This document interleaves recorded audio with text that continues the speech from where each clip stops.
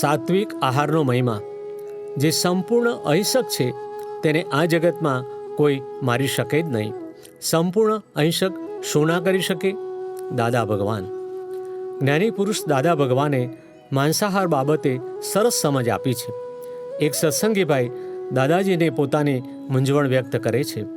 આજે તો સોસાયટીમાં પેસી ગયા આધુનિકતાના વેશે એટલે માંસાહાર ખાતા હોય છે. દાદાજી સમજાવે છે, એ બધો શોખ કહેવાય. આપણી માતાના દૂધમાં આવેલું હોય તો તમારે કાયમને માટે ખાવાનો વાંધો નથી.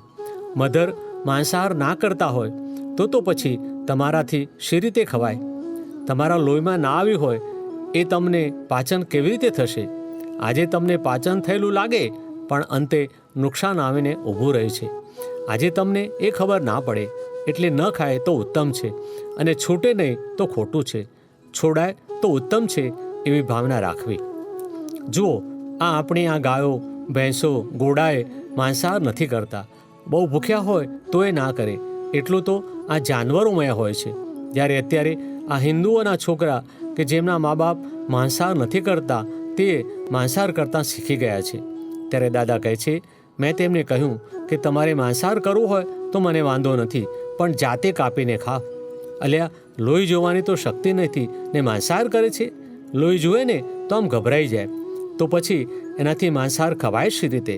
કોઈ કાપે અને તમે ખાઓ એ નકામું છે. જો તમે જાતે જુઓ ને તો આખી જિંદગી વૈરાગ્ય ના જાય, એટલે આર્તતા, દુઃખ થાય. જેની માતાનું દૂધ માંસાહારી ના હોય ને પછી માંસાહારી થયેલો હોય તેનો વાંધો છે. શુદ્ધ અને સાત્વિક આહાર વિના ભક્તિ ના થઈ શકે. પણ આ કાળમાં તો હવે શું થાય? શુદ્ધ અને સાત્વિક આહાર પ્રાપ્ત થવો કે હોવો મુશ્કેલ છે. અને આ કાળમાં લપટાઈ ના જાય ને કળિયુગ અડે નહીં એવા માણસો બહુ થોડા હોય છે.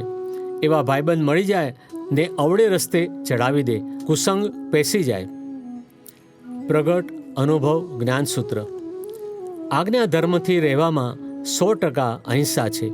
આજ્ઞાધર્મ અનુસાર જીવન જીવવું એ વિતરાગોની દ્રષ્ટિનું સંપૂર્ણ અહિંસક જીવન છે. 8/75 જ્ઞાની પુરુષ કનુ દાદાશ્રી.